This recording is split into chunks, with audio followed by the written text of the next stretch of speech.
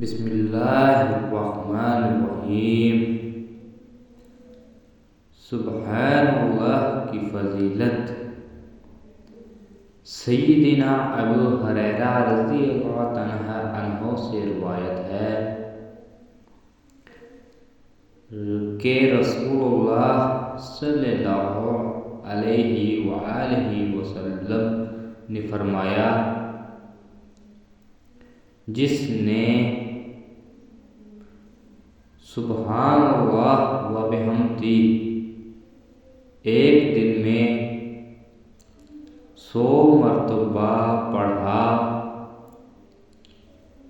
اس کے تمام گناہ مٹا دیے جائیں گے، اگرچہ اس کے گناہ سمندر کی جاگ کے برابر ہوں۔